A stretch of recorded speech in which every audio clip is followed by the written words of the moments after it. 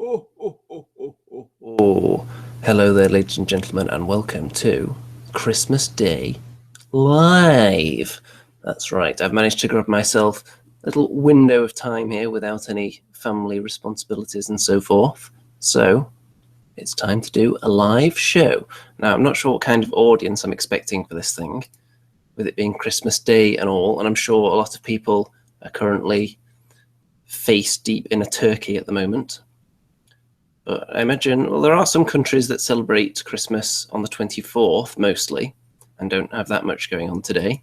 So I can see we've got a few people in the audience already, and maybe a few people that have already had their Christmas dinner. Perhaps all their relatives have passed out in their chairs and they've just snuck away to another room to watch this.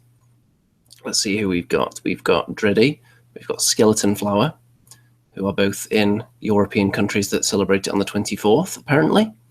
We've got Brendan Duffy, who I'm going to assume is from New Zealand. And of course, the time zone's a little bit different there. Then we've got Graham Rigg. And have we got anyone else in here?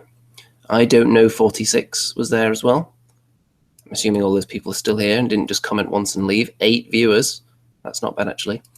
Right, folks. First of all, if anyone got any exciting wargaming or any kind of presents at all, really, let me know in the old chat. Dreddy wants to know where the beard is. Well, it's too damn itchy. That Santa beard, it took its toll on me last time. So I don't think I can wear that twice in a single week. It's a bit much. So we're going to be granting some surprise Christmas miracles today. So you can look forward to that. But before that, of course, there is some wargaming stuff and general Christmas shenanigans to talk about.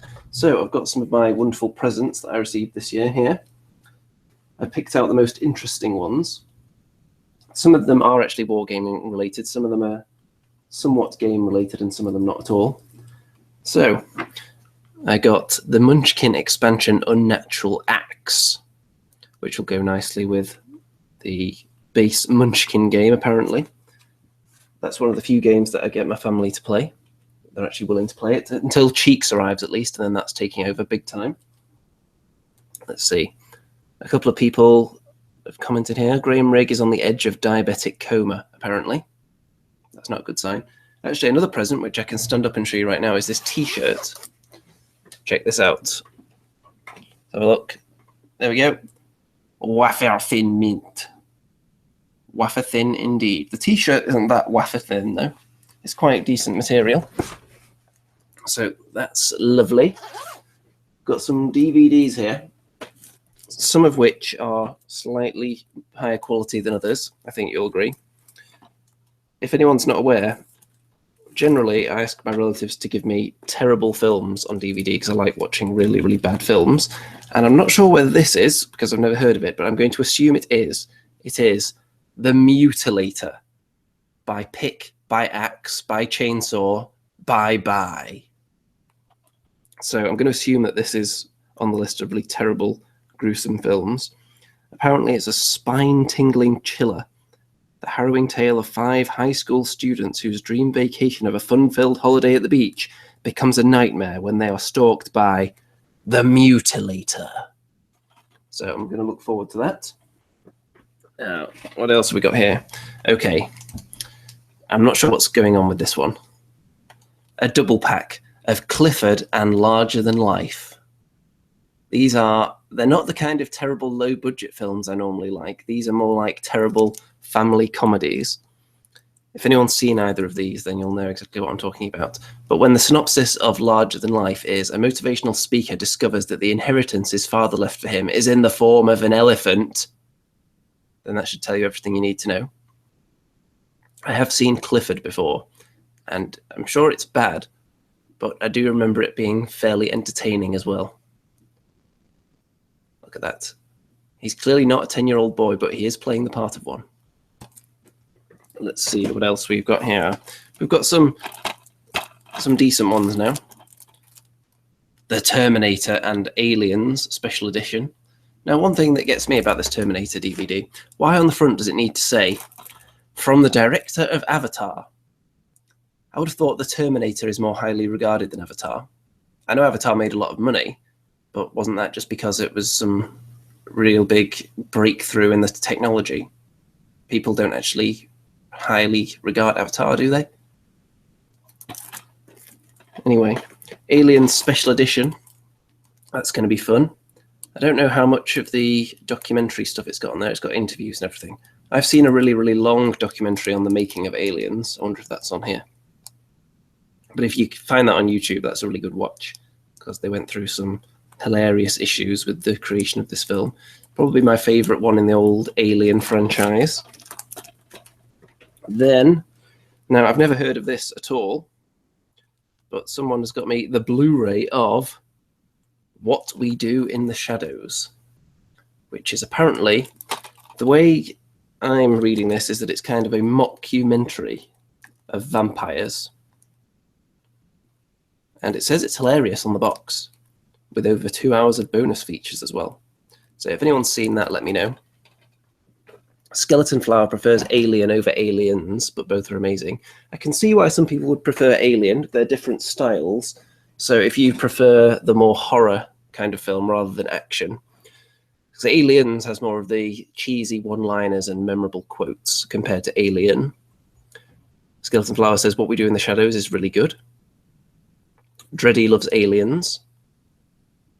It's getting pretty damn hot in here. This hat might have to come off in a minute. Let's see. Okay, Gubbins. Apparently his girlfriend got him a paintbrush set and a Night Questor. Well, that's not bad. I don't know if 46 got coal. Well, that's because you were very naughty this year, isn't it? You found your way onto the naughty list.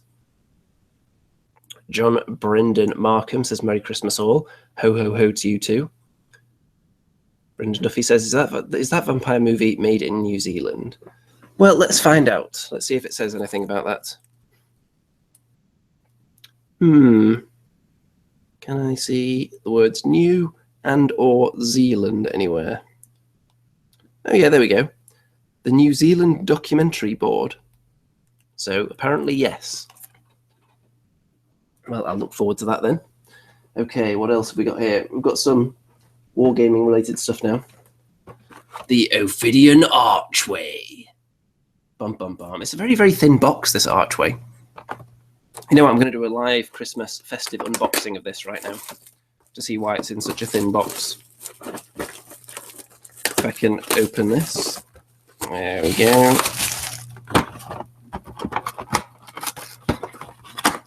I wonder how many pieces this thing comes in. Oh, a few sprues here. I'm not sure whether I was expecting sprues, actually. I thought maybe it'd just come in big, giant chunks. But, yeah, I can see why it's really thin. It's kind of... I assume it's going to be a little bit hollow if it's got any thickness to it at all, or is it just completely flat? Yeah, it's not thick or bulky or anything. It's just a thin wall. So that should be pretty quick to put together and paint.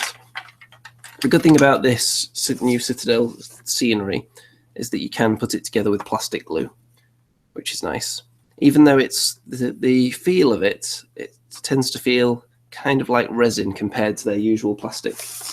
But still you can use plastic glue on it, so I like that. And it's generally better value than their scenery used to be back in the day. And we've got another Wargaming item right here. And that is the Citadel Woods. Because, let's unbox this as well. I'm sick of using the woods I made when I first got back into Wargaming about 4 or 5 years ago.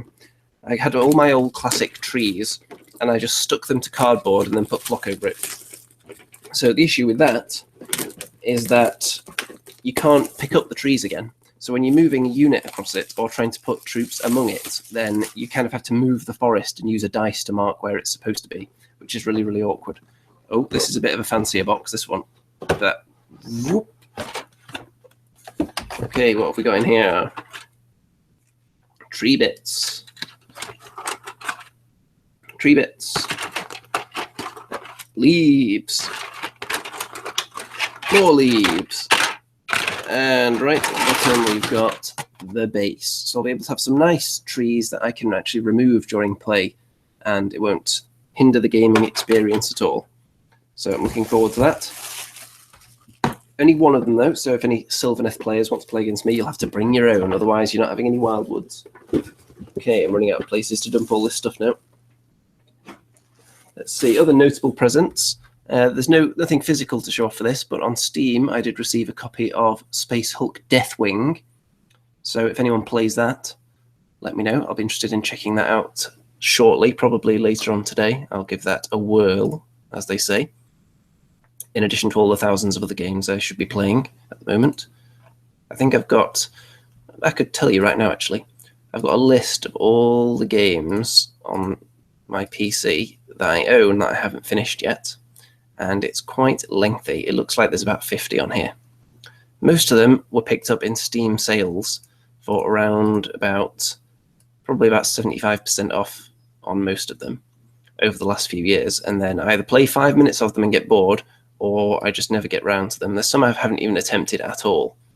Let's see if I've got any notable ones down here that are good, but I haven't actually tried at all.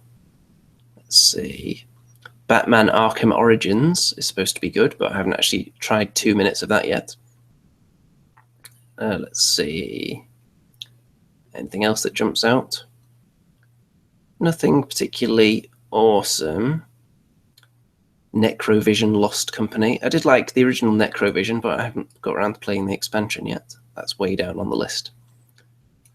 What have I been playing recently, though? I've been playing, other than the multiplayer stuff like Vermintide and so on, which I've been playing, I've also been playing quite a few single-player games. I'm on The Cat Lady at the moment, which starts off very, very strange and creepy. It's a game, it's about depression and suicide attempts and murderers and all these weird things, but it's actually really fun and interesting. It's quite scary as well, and it's got a very haunting atmosphere. It's quite chilling, a very unique art style as well. And it's kind of a puzzle game with the story, one of those where you'll walk around and you'll find like a crank, and then you need to use that to open a cupboard, which you then get something else out of, which you take somewhere else, which helps you open a door. And once you've opened that door, you get a key that lets you unlock another door, and so on. It's one of those walking back and forth, picking up items, using them in the correct spot. So I would recommend that game. I also played Life is Strange, which is also a very, very good game. That's like the ultimate emotional roller coaster of a game. It's one of those, not so much a game and more of kind of an interactive film or a drama, where you do walk around and you do choose who to talk to and when to talk to them, and you make pivotal plot choices. But it's not, the actual gameplay is secondary to the story, really. And that one deals with lots of things like death and loss and cyberbullying, lots of things like that. So I recommend that game as well. A couple of games there that deal with some real-world issues as well as being fun to play. So I think I'm going to get back to some of the more action-oriented games after Christmas with Deathwing, and then I'm going to be playing more Total War Warhammer, obviously. And let's see. I started playing Crisis 2, because I had that for a while, but I'm not sure I'm going to particularly get into that. Not been having too much of a great time with that. Crisis 1 was good, but I think I was really just kind of impressed that my computer was able to run it with the graphical demands of that game. That was like the ultimate test. Once I had a PC that could run Crisis, I knew I'd made it in the PC gaming world. So, let's see. Skeleton Flower says Arkham Origins is good, but not as good as City or Asylum. Well, they were both good, so it doesn't have to be as good as them. It can be a little bit worse and it would still be fine. Let's see. Skeleton Flower is currently breeding Pokemon. Well, Andreas Goodmanson, my father gave me the new Alariel and an old Wood Elf Blood Bowl team. That sounds like a fun Christmas bonanza you've got there. Dreddy, I got high-quality rubber snake cable binders. That may be the most boring Christmas present I've ever heard. Along with socks. Everyone gets socks, though. But I've never heard of quality rubber snake cable binders as a present before. Stu Gibson, managing to get some sneaky time on Skyrim before dinner. I can think of worse ways to spend your time before dinner, but I can also think of better ways. For example, by playing The Witcher 3, superior to Skyrim in almost every way. see.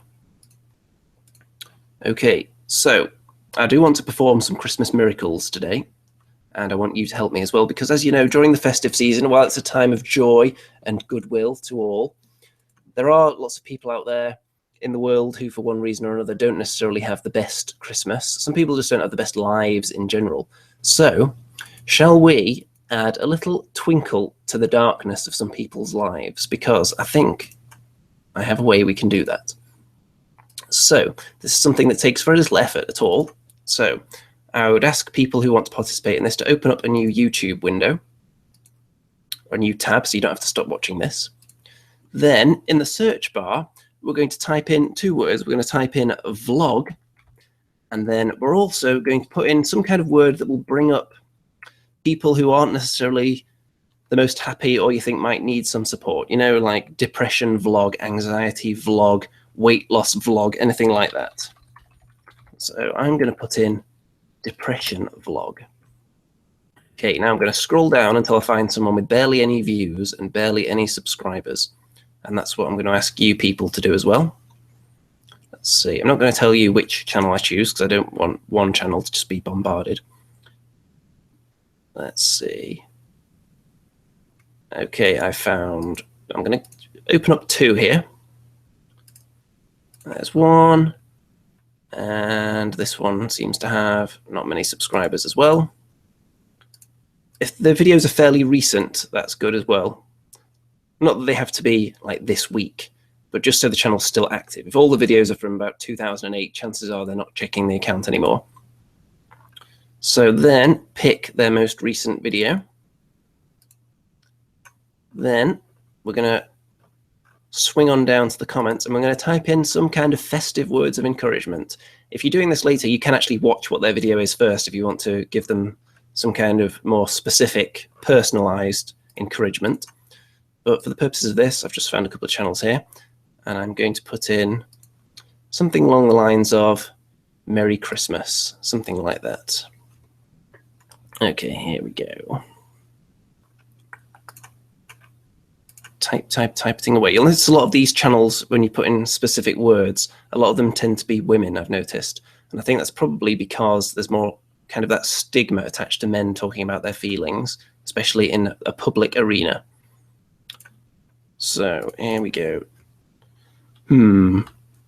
What to type on this one?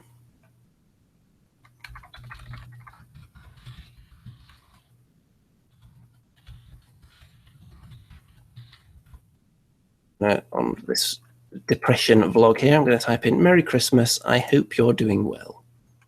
I think that's a nice, touching message, isn't it? Leaving that comment. And there we go. So hopefully a few of you are going to head over and do that on the old YouTubes. And the further you scroll down, the more likely you are to find these really obscure channels that have barely any subscribers. If you can get someone with less than 100 subscribers, that's good. The less comments on their videos already, the better, because they generally, they'll probably feel the benefit the most of someone actually leaving a comment. And if you start watching their videos, or if you don't, it's not that huge of a deal. But if you do, that's always better. I've actually stopped watching quite a lot of wargaming related content recently and started watching just more general YouTube stuff as well, which I didn't really do for a while. I was aware of the whole YouTube culture and everything. I was just more focused in on wargaming and video games, if you will. But I'm branching out a bit now. Okay, there's that done. This doesn't just have to be specifically a Christmas thing. It's just a nice thing you can do to people whenever. I just find it very, very nice. Okay, let's click off that. And the tab that just opened up then is me talking away in my orange and my Christmas hat. It's a very, very orange sight, isn't it? I do like the festive glittery danglage going on in the background here. This is the only colour that could be spared. All the rest of these are on the Christmas tree. And I've got some high quality Christmas lights in the windows as well, but they keep falling down no matter how much tape is stuck to them.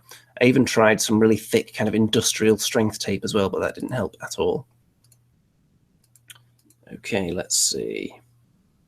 Retropia TV. My daughter opened her Gene Stealer cult army and went insane. That does sound like one of the side effects of opening a Gene Stealer cult army. Dreddy says, I think being insane is one of the qualifiers to being a Gene Stealer cult. Yes, insanity is one of the qualities they look for. When you're applying for a position in a Gene Stealer cult, qualities that they're looking for, if you look down, it'll say like insanity, easily brainwashed and manipulated. So I think insanity is probably a good thing there. Let's see. Brendan Duffy, my socks were sock puppets. All the kids got one. I think maybe we need a little bit of context there. Stu Gibson is arguing that Skyrim is a better game than The Witcher 3. Are you serious, bro? I don't think you are. Skyrim, while it's very open and you can do whatever you want, it has one of the most bland stories I've ever experienced in my life. I found myself walking around being more of a kind of a completionist and just trying to do everything there was to do on the map without actually caring about the whole Dragonborn story. I didn't find that was interesting at all. And the fact that the main character has no voice, it doesn't really drag you into the story, let's say. Whereas the whole Witcher series, which is probably my favorite series of games, that certainly does drag you in, and you get to know all the characters throughout all three games, although you can probably play any of them as a standalone and fully enjoy the experience. I know a lot of people nowadays have just played the third one because they weren't into it back when it wasn't cool. I was playing The Witcher 1 back in early 2008, I think, which is around the time it came out. And I think I actually got a new PC to play that game because I got it for one Christmas. Pretty sure it was Christmas. And then it wouldn't really run very well on my PC, so I got a new one. Oh, just getting a phone call. Gonna hang up on that right now. There we go. Because, of course, my Christmas audience more important than any phone call. Dreddy says Daggerfall is superior to The Witcher. I've never played Daggerfall. I've heard good things about it, though. I've heard it's the best of its series in some respects. Is that the one that's somewhat related to Skyrim and all those games? Was that maybe like pre-Morrowind? Is that what Daggerfall is, or is it a different series? Skeleton Flower says Dark Souls 1 and 3 are the best. I've heard good things about Dark Souls. I haven't played any of them though. But if I could recommend any game series, Witcher 3, the whole series though, but the third one is like a supreme technical achievement, and the Mass Effect series was very, very good as well. Dreddy says Daggerfall is the second game in the Elder Scrolls series. Okay. That sounds about right. Let's see. Okay. Something else to talk about now, while people are continuing to type away on that and their festive tales of excitement. Wargaming that I've done in the last few weeks. I played one game of Dead Zone since I got my new Plague painted up. And it was very, very enlightening, shall we say, because previously I was just using the Plague from the old Dead Zone starter set, which isn't the most balanced force, and you don't have some of the more powerful units. So now that I've got almost everything that's available to them painted up, including like Plague Swarms and tons of zombies and everything, and more dogs, I was able to put out a much more balanced and a force I was much more happy with. And the person I was playing against, who was playing Forge Fathers, I'd lost to him every single time we'd played before, and this time I won quite easily. And I would put a lot of that down to the grenade launcher, which rolled really, really well, and the fact that he was kind of bunched up in the corner meant that I could just land the grenade launcher in a cube and blow everyone out of the cube, knock them down, which then gives me more dice when I get in there to attack them, with my dogs, for example. I think the Plague Swarm did really well. Killed things.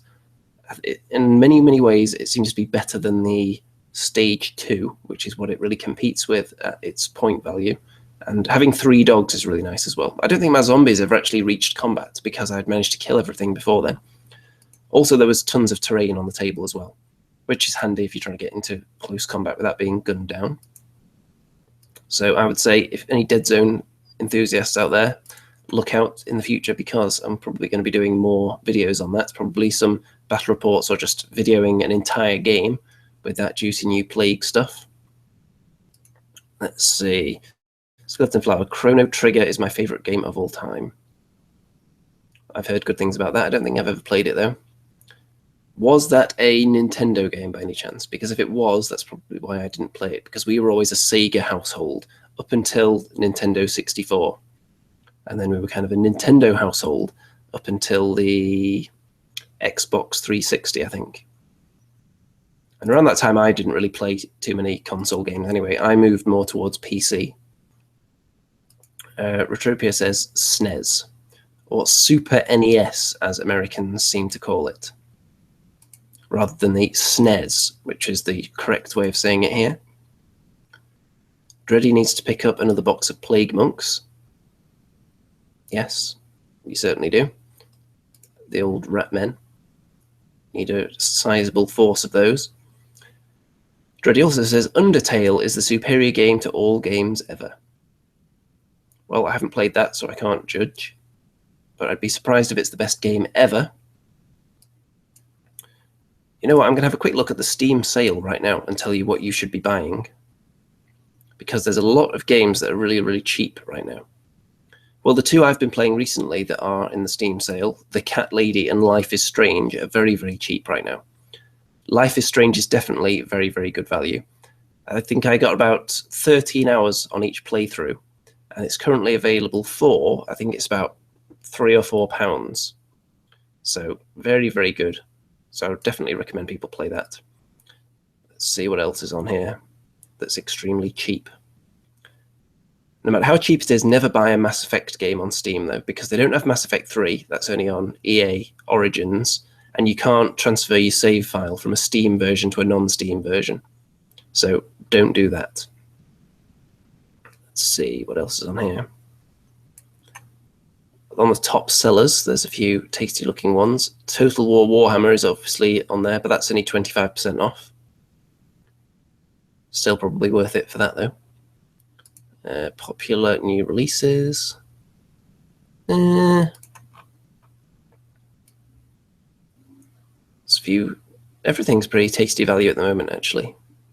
The Steam sale, they used to have kind of flash sales where something would be in the sale for just a day or a few hours and then it would change to something else. But they got rid of that at the same time they introduced the refund program, which I think is connected in some way, because you could buy a game really cheap and then give it to someone as a gift and then they could refund it for its full price. There was some kind of glitch with that, I think. So they've got rid of that potential issue. Lots of juiciness on there. It's very distracting for wargamers, though. I haven't done that much painting the last few weeks. I'm trying to paint this Griffhound here. For Age of Sigmar, obviously. I've got the dude that goes with it painted, but I can't figure out how to paint him. I'm thinking I might do his neck feathers in white. But I'm not sure, because white hasn't featured heavily in many of my Stormcast models. So it might look a little bit weird, but I'm thinking about it. And then I might leave the rest of his skin somewhat dark, maybe just purple dry brush. I did actually try the purple dry brush over the whole thing, but it just looked really bland because there's not a lot of detail on most of the skin. You can see it's pretty smooth apart from the neck area. So I'm not sure what to do with that still. And then here I've also got this guy that needs to be painted soon, which is of course Jeff. Caw-caw, caw-caw. Anyone who's familiar with Dreddy's channel or any of the Porkening Age of Sigmar battle reports will know Jeff. I've got my own Jeff right now. And also got this Reaper Bones as well. Look at this. I'm not even sure what to use this for yet, but it's just cool, isn't it?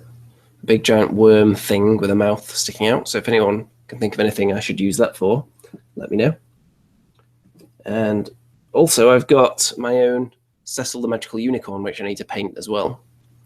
But again, there's a lot of flat, undetailed surface. So that's the one thing that bothers me about painting. I can paint neatly within existing lines and details, but when it comes to actually applying something to a larger flat surface, like painting a tank or a large animal, or any kind of animal really, then that annoys me a bit. Tribute TV, do the Cecil voice.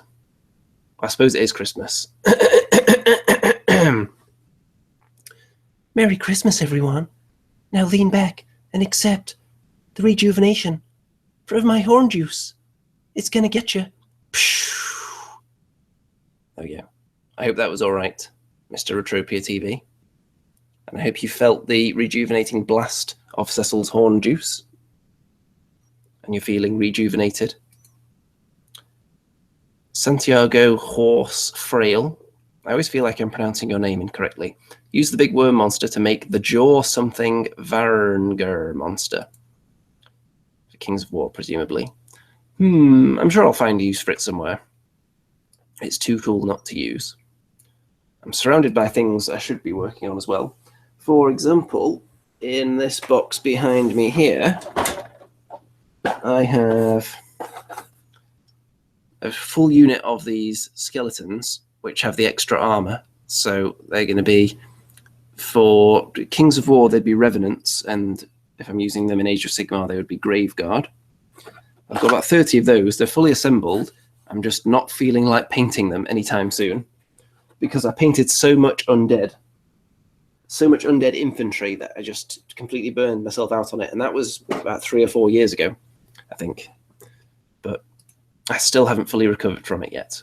So much quick shade. That's the only thing that made it bearable. So I may get around to them eventually. Dreddy says, your Jeff is not as warped as my Jeff was when I got him. Yeah, I do need to unwarp him a little bit. I think I'm going to repose the heads a tiny bit so they're not leaning back quite so much, to give him that more obnoxious Jeff kind of look. This head here, I think that can be bent forward a bit. So it's only Reaper Bone, so a bit of hot water should fix that. And hopefully it doesn't just bend back again when I've finished. Retropia TV, love it. Made my entire Christmas. Well, that's good. If you can just make one person's Christmas, then that's what matters, isn't it? If everyone makes one other person's Christmas, then everyone will have their Christmas made, won't they? That's how the world should work. The problem is not everyone is willing to do that. So it gets let down a bit there. Right. What else? I think before the end of this show, I am actually going to talk about the new Star Wars at some point, but I'll warn you before I start doing that, so people who haven't seen it can leave, because obviously it's going to contain massed spoilerage, so that's going to be right at the end. This isn't going to be a hugely long show. I've got a bit of a sore throat at the moment. So how long have we been going now? Let's see. About 35 minutes. I'll probably end up doing about an hour. Don't want to be talking for a huge amount of time with my throat condition the way it is. Anyone else got any amusing Christmas shenanigans to talk about? I opened my presents at around about, it would have been about 9:30 this morning, I think, which is later than usual. It depends where I am, though. Sometimes when we go to my parents' house for Christmas, we end up getting up earlier because there's more people in the house. So there's more chances of someone waking up early. But then there's also older people living there, which means more people who are likely to say, no, I don't want to get up yet. Need another hour of sleep. So I wonder how it is in the countries where you get all your presents on the 24th. Because obviously you don't have to struggle getting up for that when you're getting all your presents in the evening, I presume. But I'm interested to find out what you people do on the actual Christmas day on the 25th.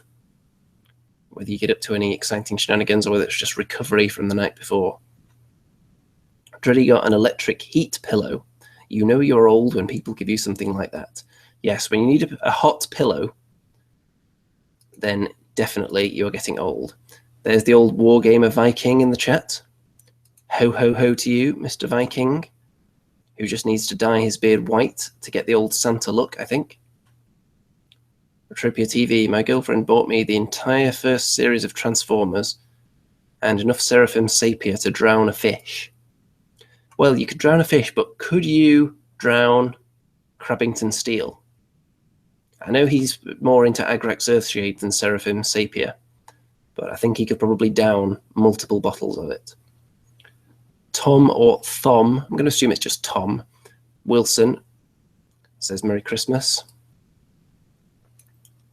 Now, there are there's at least 2 or 3 people with the username Tom Wilson, just spelt differently.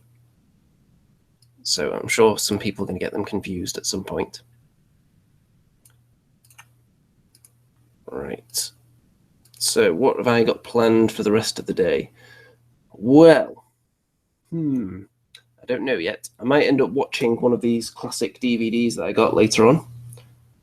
Although I have still got some DVDs from my birthday left over that I haven't watched yet, including the entire Leprechaun series. I've only ever seen the first one. And I've also got Ginger Dead Man 3 Saturday Night Cleaver that I need to watch, which is from my birthday as well. Santiago says, here in Spain, we usually get the presents on January the 6th. That's when the 3 wise men leave the presents. However, the American influence is making us have both. Well, outrageous. I suppose that's kind of the way it goes, isn't it? All different cultures have their own traditions, but then with the way the media is dominated by certain countries, that ends up kind of infiltrating your culture as well. For example, Halloween becomes more of a thing in this country every year just because of the American influence over the last few decades. It slowly seeps in and you see more and more children trick-or-treating nowadays than you used to. Whereas when I was young, it wasn't really a thing anyone did, as far as I can remember. Dreddy normally sees her family on the 24th for dinner and such, then meet with friends at night and get drunk as heck till about 5 a.m. I can understand that. Boxing Day in this country is usually, for people like me, it's always about football because there are football matches on Boxing Day. So there isn't a match that I'm attending this year, though, because usually there seems to be a City home match on Boxing Day. So usually I have to go to that, but it's away this year, so no issue there, which is nice because I don't like to have to go out too much at this time of year. Skeleton Flower. I go to my mom's place on the 24th, dinner, presents and such. I visit my dad on the 25th to do the same thing. Dreddy thinks there should be boxing matches on Boxing Day. There probably should be, in theory, but who cares about boxing, really? I think boxing is on its last legs. Well, you say that, but then you have like 4 boxers in the world who make just millions and millions every time they punch someone in the face, but then the rest of them don't make that much money. It's all about the UFC nowadays. That's going to be the dominant force in combat sports, I think. I'm surprised to find out how many UFC fans there are among wargamers. I know Mr. MC1 Gamer is a huge UFC fan. I think he's even got his son training in MMA as well. I know that Mr. Wargamer Viking is a big UFC fan as well. He does like his boxing as well, though. Trivia TV says, my kid's girlfriend and I are relaxing at home with dinner at my girlfriend's mother's, then sledding sometime afterwards, then quickly back home because my daughter wants her Death Watch Overkill done. And then, totally unrelated, Dreddy misses American Gladiators. They did try to bring back Gladiators in this country a while ago. I don't think it really worked, though. It didn't have the same it factor that the old Gladiators had. I remember of a Saturday night, there used to be an eternal struggle of what to watch on TV. It was Gladiators on one channel, and then there's other stuff on the other channels at the same time. It was like a war between like 7 and 8:30 p.m. on Saturdays. What was going to be dominant in the households. Skeleton Flower only likes boxing if it's in Rocky or anime. You know, even though I'm intimately familiar with the entire plot and everything that happens in the Rocky films, I've never actually watched one of them all the way through, which is really weird. But I think if I was taking a Rocky trivia quiz, I think I would do pretty well without having ever watched any of them. Very strange. But I kind of do that. I absorb information without necessarily being exposed to it firsthand. I've probably been on the Wikipedia page of the Rocky films to see who was in them and then just absorbed all that info. Retropia TV, I liked the human boxing from Future World. I don't know what that is. You know what? I'm going to take a 20-second break because it's too damn hot in here, so I'm going to go and turn off the heating. Otherwise, the hat would have to come off, and that wouldn't be very festive, would it? So you can amuse yourselves for the next 20 seconds.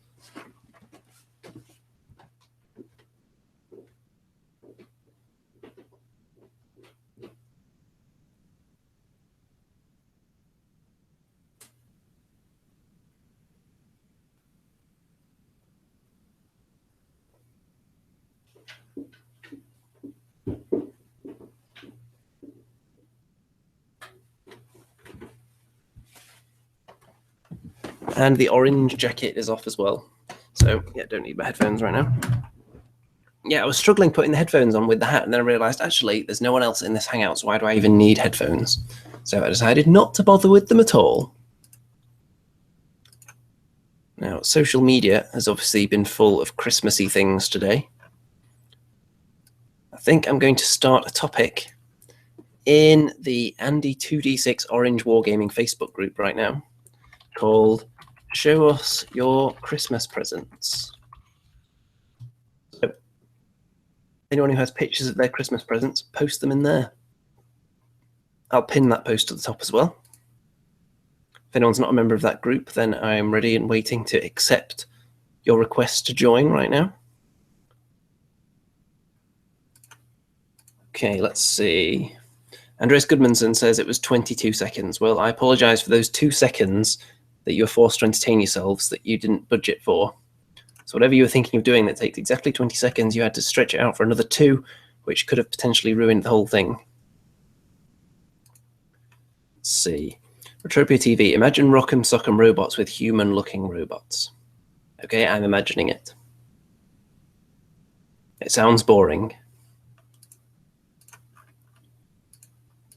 I've seen endless pictures on the old... Oh, someone making Yorkshire puddings by the looks of it on Twitter that are refusing to rise. Well, there is a trick to making Yorkshire puddings, but I'm not going to tell you what it is, because then everyone would make them. Wait a minute, why wouldn't I tell you? Why wouldn't I want everyone to have brilliant Yorkshire puddings? The trick is, don't open the oven too often, because you'll ruin them. Every time you open the oven, they sink a tiny bit. So if you're cooking lots of other things at the same time, and you're having to take the heat in and out, and the temperature's going up and down, it really messes them up. I don't know, 46 says hot oil is the ultimate tip. That's definitely another thing as well. Put the oil in there and put that in the oven first. But I would say the main one is don't continually expose them to cold air too much during the cooking process.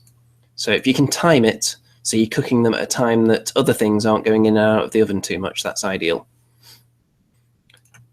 And it's very, very easy to make Yorkshire puddings as well, because I think you can just use equal quantities of the 3 main ingredients, which of course are flour, egg, and milk.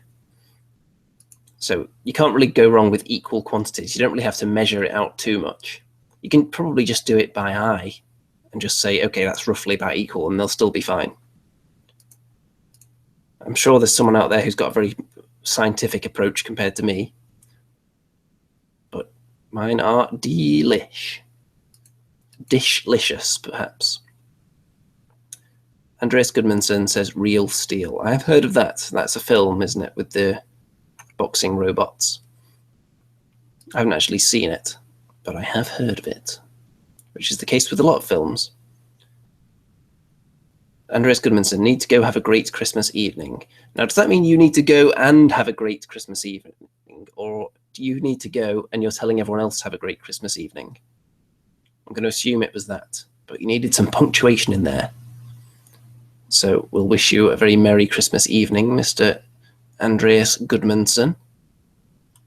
17 live viewers, not bad for Christmas Day, considering everyone's probably up to their eyeballs in Christmas pudding and mince pies by now. I'm not sure we'll get many Americans on at this time, because most of them are probably either opening their presents or settling down for their Christmas dinner round about now. I'm sure Americans don't really eat turkey for Christmas, do they? I think they're more likely to have a giant Christmas ham, and they have their turkey on Thanksgiving. What kind of meat does everyone else have? Whatever country you're in. Of course, let us know which country it is as well, and whether that's the traditional dish that people serve up on Christmas Day. But over here it is generally turkey. Turkey that some people can't stand because it's dry, but I'm a big fan of exceptionally dry turkey. I don't know what it is about me, but I don't know if 46 is up to his eyeballs in gin. Are you indeed? Retropy TV has reached a milestone. After 20 years in Warhammer, just got his first can of GW Primer. He's never used it before. And it's 9:47 a.m. in British Columbia, Canada. Turkey and ham. Turkey and ham, says Eric Liege as well. I have no idea if I'm pronouncing that one correctly. And Driddy says, in Berlin, Christmas meal is sausages and potato salad. That is far less exciting, isn't it, than turkey and ham. Skeleton Flower says ham, ribs, salmon. No Christmas birds over here in Sweden. Interesting. Graham Riggs says chicken. Yeah, chicken is a good alternative for people who find turkey a little bit too dry, because chicken is known to be a bit more of a moist bird than a turkey. And some people do like a bit of moisture on Christmas Day. Santiago says, in Spain, seafood, lobster, prawns, and Spanish ham. I would ask, what's the difference between regular ham and Spanish ham? I'm going to assume it's something really minor, perhaps a particular flavour. Seafood isn't something you hear very often associated with Christmas, though. So that's an interesting one. I've always been a turkey kind of person. I've been to some very large family Christmas dinners where there's been multiple meats on offer. And generally, people go for turkey, I've found. But there is that element of society that find it too dry. So they occasionally go for something different, like beef, perhaps. And of course, beef is one of the meats that doesn't necessarily need to be cooked quite as thoroughly as poultry. So you can have a bit more moisture on it without worrying about poisoning yourself. When it comes to chicken and turkey, you can't really take too many chances. I don't know if 46 had venison, apparently. That may be the classiest dish so far, although Santiago did say lobster as well. Lobster's quite a classy dish. No one's had caviar yet, so that would definitely win, I think. Brendan Duffy says it's Boxing Day now for us in the old New Zealand. And I've actually got a New Zealand treat around here somewhere. Here we go. Here he is. We have, which arm is it that works? That one. There we go. We have one of the Bushwhackers, New Zealand's greatest exports to the world. I think you'll agree. Even though it's so weird that he has to push his arm backwards in a really unnatural position to lift up his leg. I would have thought it would go forwards, but no, backwards it is. And I always forget which one this is, because they did look quite similar, and I'm not sure the action figure really depicts them well enough to allow you to tell them apart. It doesn't tell you his name on the bottom of his shoe or anything. And this was made in 1991. And I believe Dreddy sent me this a while ago. Yep, 1991. One of the Bushwhackers. The finest thing to ever come out of New Zealand. Apart from all those very good sports teams, obviously. Let's see, Retropia TV. I noticed that after listening to so many podcasts, sausages sure are popular in Europe. We aren't sausage people here in the frozen wasteland of northern Canada. Yes, in Europe, the sausage people are very common. Tom Wilson, Spanish ham is actually ham. God knows what our UK ham is. Santiago says Spanish ham is the one that is brown and not cooked, but salted and dry. Ham that's not cooked? This is blowing my mind here. Dreddy apparently found that action figure in her mother's basement. So was she running like a a small child trafficking ring or something, children that had been kidnapped from New Zealand and then sold into international professional wrestling slavery. I'm going to assume that is the case, unless there's some attempt to refute that in the next few seconds. And there isn't, so I'm going to assume that's true. Trippy TV, baby fight clubs. You know what? I'm sure I read a news story about some like daycare center that was shut down and people were sent to jail for actually running something like that. There are some pretty horrific people out there in this world. Let's see. Triddy says, I hope not. It was one of my old toys. Also had The Undertaker and Hogan back then. Yeah, I had a ton of the old wrestling action figures. My favorite one, I actually like the really fat action figures because then I had the ring as well, so you could sit them in the corner and then just throw them in the air and squash everybody else. So the likes of Earthquake, Typhoon, and then eventually I had Yokozuna, who was just so much fatter than everyone else. But he did actually break the ring in the end because I think it's just a little too violent playing with them. So that wasn't very nice. The ring got a big crack in it. It was one of those rings that had a little sound effects board as well, so you could press the button and it would, like the noise of a bell or the crowd cheering or something.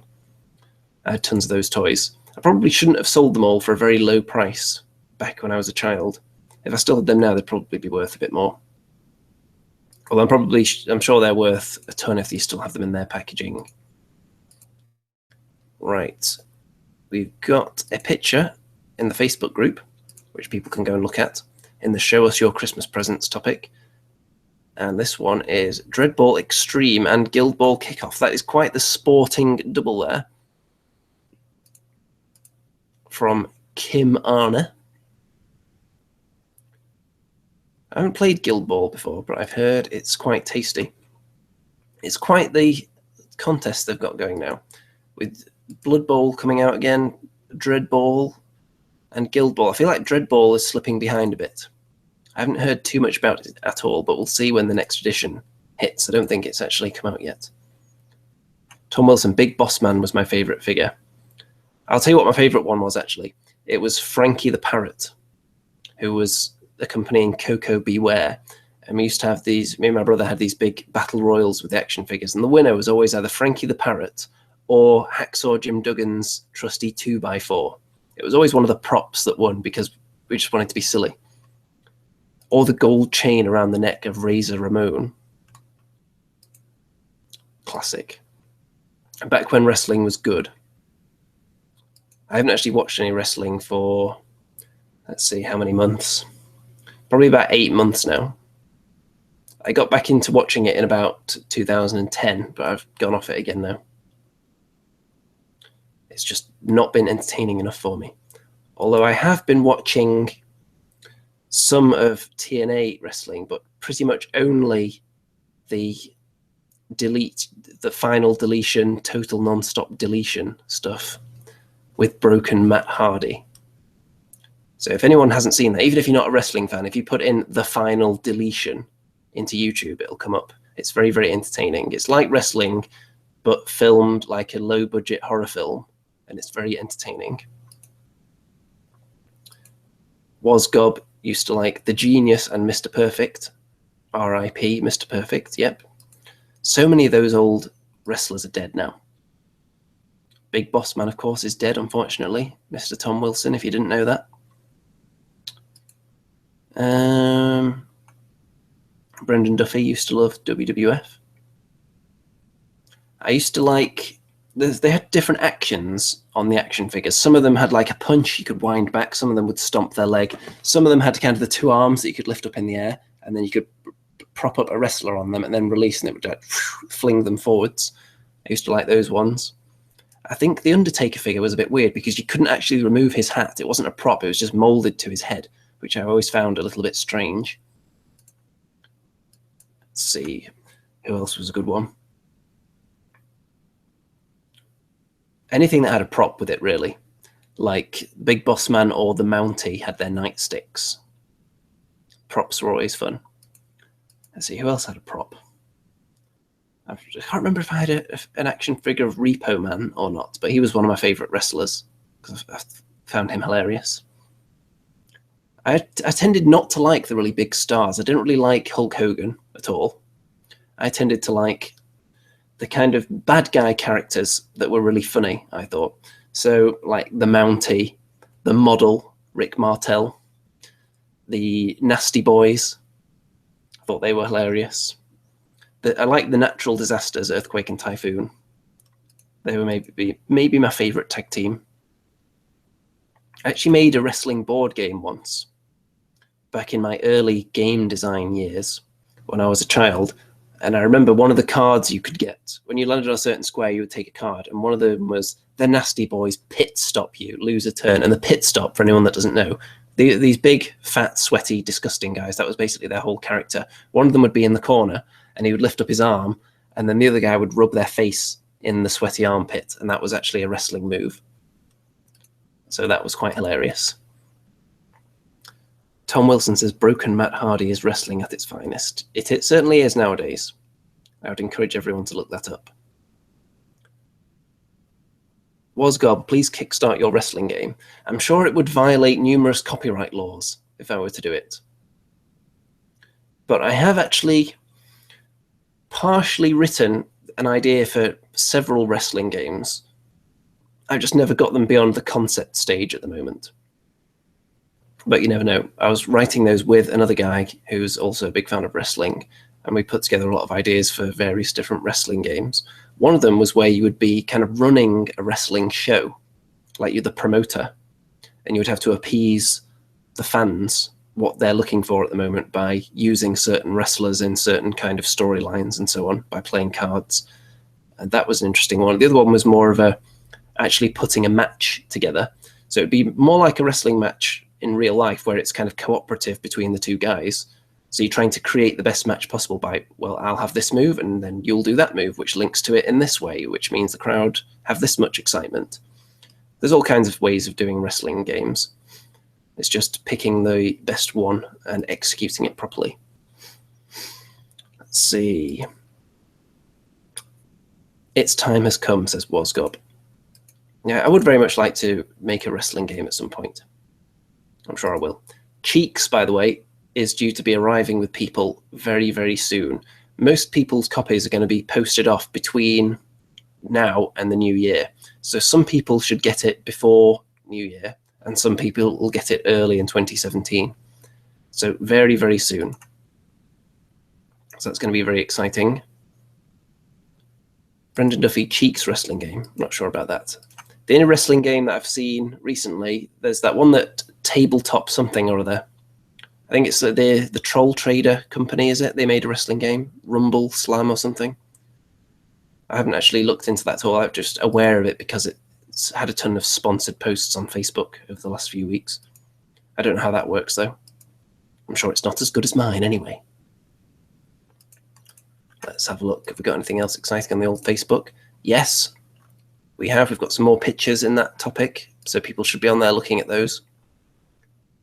Let's see. Juan has got Asterian faction starter for Dead Zone.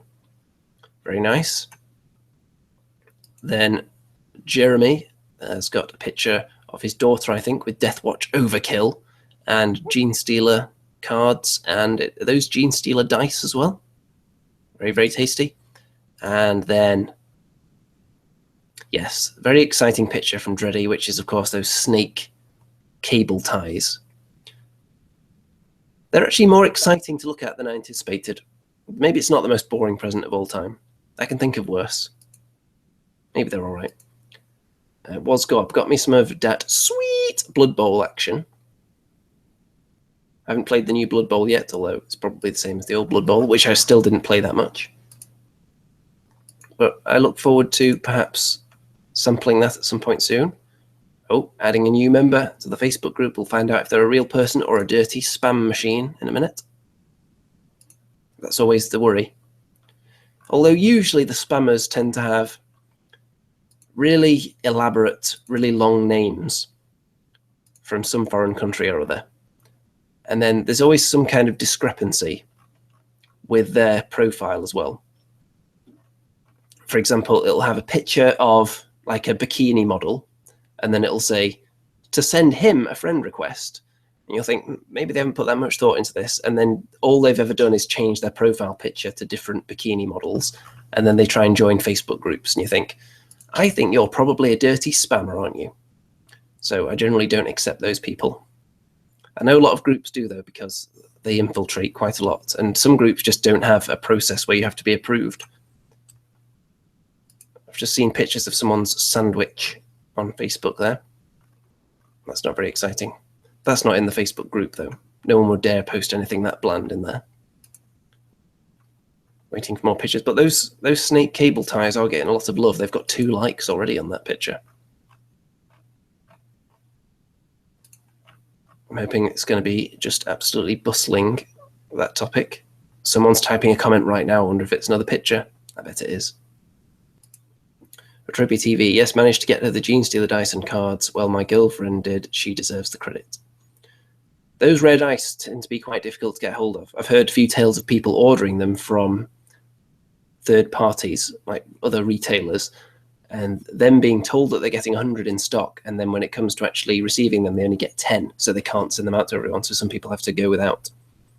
So I think when it comes to the Dwarden for Age of Sigmar, I'm definitely going to want the dice, unless they're really, really hideous and you can't read them. Like if they're dark red with black numbers on or something, you just can't see them at all, then I would skip it. But if they look reasonable or good, then I would definitely try and get those. Brendan Duffy has posted a picture of a sock puppet in there. So yeah, anyone who's not in the Facebook group, you're missing out on sock puppets. That's the kind of red-hot excitement you get in there. Wasgob, did you already exhibit your haul? Yes, I did earlier on. And I showed off that. I suppose I can show you a box quick. Got Citadel Woods. And also the Ophidian Archway, which is buried underneath sprues at the moment, so I can't really show you that. And then a load of DVDs as well. I did get other things. For example, socks. Can't have Christmas without socks. And I got a lot of shower gel. Because usually I get like a set that has shower gel and deodorant in it. But I find that that's flawed because they give you far too little shower gel for the deodorant ratio. The shower gel runs out much faster than the deodorant, basically. Unless you have to spray deodorant like 8 times a day because you're just that sweaty. In which case you'd probably take multiple showers a day anyway, so that would cancel out. But I find the shower gel runs out much faster than the deodorant. So I've got a drawer full of deodorant from the last decade or so. Just nothing but deodorant in there. So I've finally got just nothing but tons of shower gel to match up with those deodorants now. I think I've got a ton of old manly fragrances that I never really use as well. They've just been sitting in a drawer for a decade. Let's see. Dreddy has posted a picture of 2 snakes. Yeah, those cable ties are going to go down in history, I think. I think you should do a video unboxing of those cable ties as a festive, fun time treat for everybody. I think everyone would appreciate that. Okay, I think the time has come to talk about Star Wars now. Running out of topics. So in about 2 minutes, I'm going to start talking about Star Wars. That gives people a chance to say their goodbyes and get the hell out if you don't want to be spoiled. Robia TV, the Thousand Suns dice were being scalped by many people afterwards. Here in northern Canada, our friendly local game store and others often have stock of rarer items. We still have boxes of Tomb Kings at retail prices. Outrageous. Brendan Duffy, I made all the kids in my family sock puppets, and the lady who helped me gave me one as a present. You can't beat a good sock puppet, especially at Christmas. Okay, Wasgob is leaving before the Star Wars talk. And Dreddy is as well. Yep, everyone who doesn't want to hear Star Wars spoilers, get the hell out. You've got a few seconds to leave. Anyone who is perhaps listening to this and has their hands full with like children or Christmas presents or food, I'll give you a couple of seconds as well, so you can quickly hit the mute button or pause or something. And then you can watch the rest of this show after you've seen Rogue One. Okay, there we go. I'm going to start talking about Star Wars now. And you know what I'm going to do, actually? I'm going to put up a lower third and put in it, I am talking about Star Wars, in case anyone joins late. Okay. How's this? Okay, there we go. So anyone that comes in late will see that I'm now discussing Star Wars, and they will leave. Okay, Retropia says goodbye, everyone. We are seeing it tonight. Hope everyone has a Merry Christmas. Yep, Merry Christmas to everyone who's just left. It's dropped down to 12 viewers, so I imagine quite a few people haven't seen it yet. So here we go. I thought it was very engaging, considering they're introducing us to an entire cast of new characters, and you know for a fact that all of them die. Bum, bum, bum. There's a big spoiler alert. I thought it managed to, if you spend too long trying to get us into the intricate backstories of all these characters that are inevitably going to get killed, I think it could have got bogged down. I think it got the balance just about right. It made you care just enough about most of the characters so that you had some kind of connection to them when they got killed. And I think it struck the balance quite well. If you compare it to, let's say, The Force Awakens, they've got probably at least a trilogy to flesh out all those characters who are going to last all the way through. You can spend more time building up their backstories because they're going to be around for longer, and you've got 3 films to do it. Whereas this one, it was kind of self-contained with the new characters at least.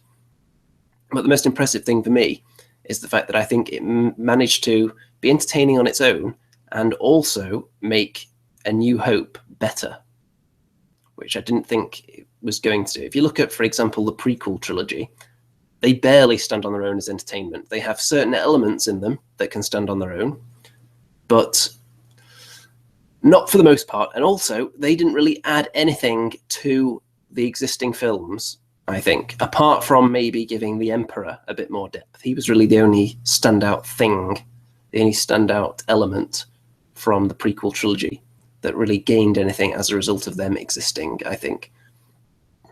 In some instances, it took things away. I think it made Darth Vader less interesting, finding out his backstory, because it was so badly written. And it didn't really do anything for Obi-Wan either, or it took some of the mystique away from Yoda as well, because you see him jumping around with his lightsaber, so I think that was really bad. But Rogue One, I think,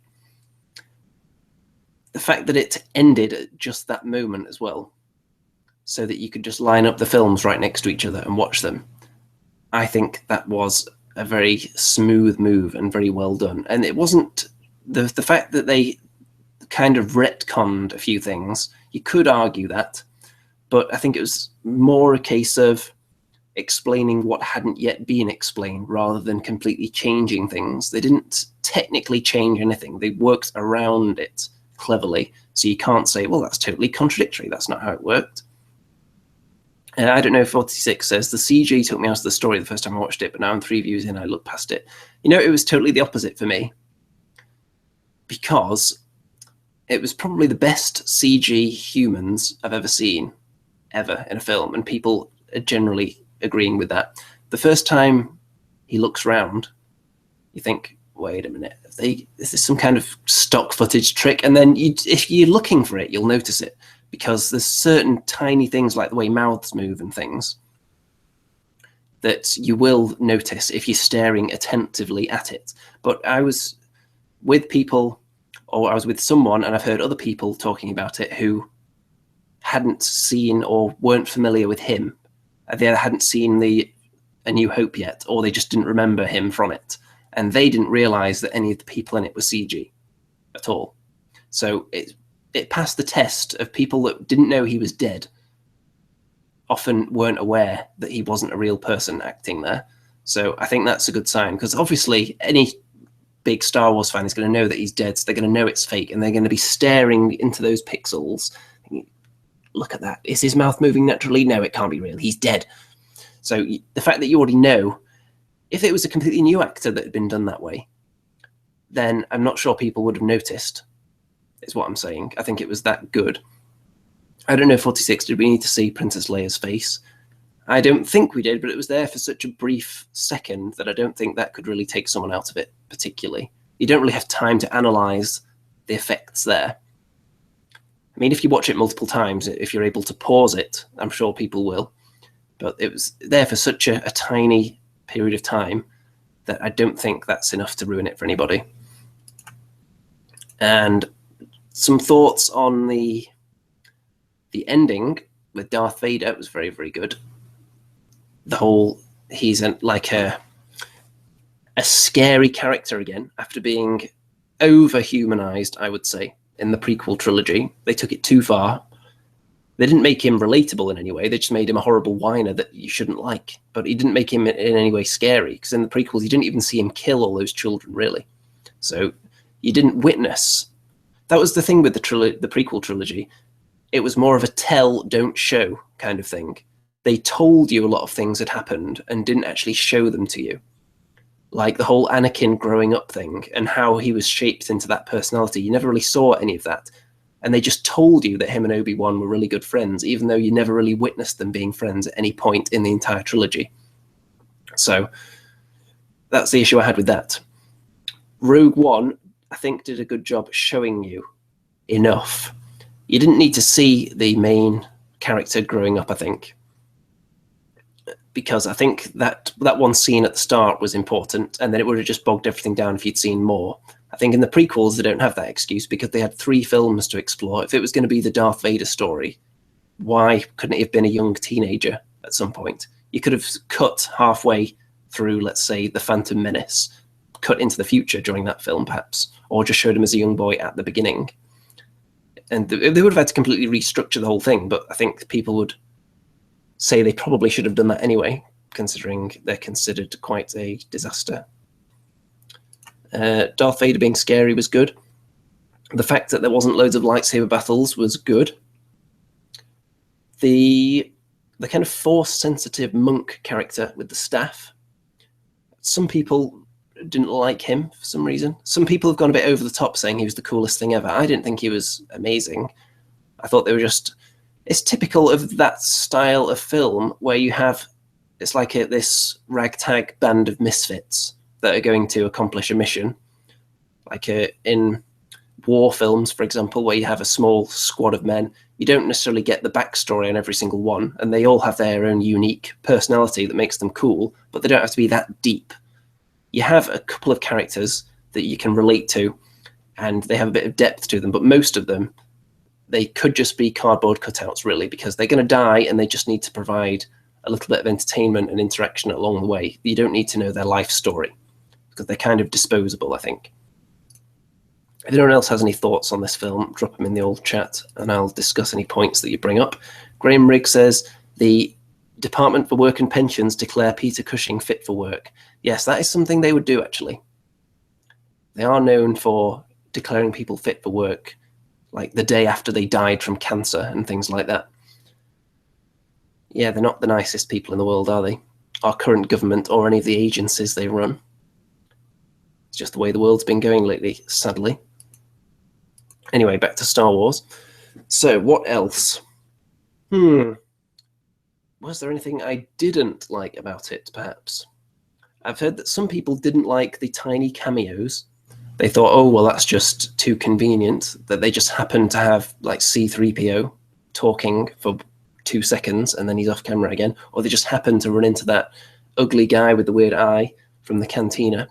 I thought those were all nice moments, and they weren't kind of shoved too far into your face. They were very, very brief, the little cameos, and I didn't have an issue with those at all, because if you think about it, it was just minutes before A New Hope starts, so all those people would have existed in some way, so running into them isn't that crazy. And it's not like they dominated the whole story. If you look at the way they handled the droids in the prequels, they probably shouldn't have even been in the prequels at all, C-3PO and R2-D2. It didn't really make any sense to me, the fact they were in there. So the fact that in this one they were just given a very brief cameo, I think, was the way to go. I think that was handled very, very well. Also, the rebels weren't as squeaky clean as perhaps they were in the original trilogy. You saw them doing some more morally questionable things, which kind of links them in some ways. If you look more at modern day terrorism, then there's kind of links between those two things, obviously, although in this instance you have terrorists that are fighting against what is very, very clearly an evil empire that has a weapon that they're actually using to destroy worlds. It'd be like if terrorists were attacking USA after the USA decided they were going to start nuking everybody. And you could kind of understand where the terrorists were coming from in that case. So it made it quite relatable to real world activities. I'm not sure it's going to make anyone a terrorist sympathizer in real life, but you get where I'm coming from. You can understand their plight a bit, the rebels, and you can understand that they have to do morally questionable things to achieve their goals. Let's see. What else?